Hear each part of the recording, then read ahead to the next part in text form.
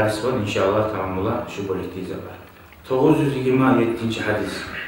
Ve an Usama bin Zeyd radıyallahu anhuma anna Resulullah sallallahu aleyhi ve sellem rufi'a ileyhi ibnu ibnatihi ve huve fil mevti. Peygamberin yanına değil. Peygamberin kızını ulanı al geldi. O yaş cambazar geldi. Fafadat ayna Resulullah sallallahu aleyhi ve sellem Peygamber aleyhisselam'ın gözyaşları şununla aktı. Fakal lehu Sa'd ma hâzâ ya Resulallah. Ashabların birisi ayetti Sa'd, hey ya Resulallah, nedir bu gözyaşı ağlar? Ey Allah'ın kadar içi bu.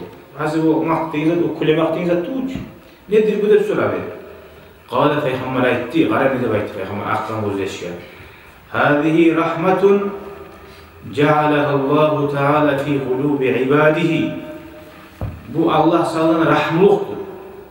Allah-u Teala uzun kullarının yüreklerine salgın değil. Burası rahmuluk Allah'ın sıfatlarından. Şu uzun rahmuluk sıfatlarından bir sıfat ne? Kılığın salgın uzun suyan kullarının yüreklerine. Ve sonra ayette Allah-u Teala Peygamber ve innemâ yerhamullahu min ibadihi ar-ruhamâ. Allah-u Teala da rahmete uzun kullarından şöyle yazık seni bilen kullara diyor. Kıynalı bile kalırsa Allah rahmet ediyor. Muttefakun aleyh. O kimni ulanı boğan deseniz Zeynep, kızı Zeynep ulanı boğan. Ay dahi fafadat deyin zatına manası Peygamber'in gözyaşı aktı deyin zatına. Ay fafadat demekanı kurak diye, ağızlı diye, yaxşı bir ileri. O manada.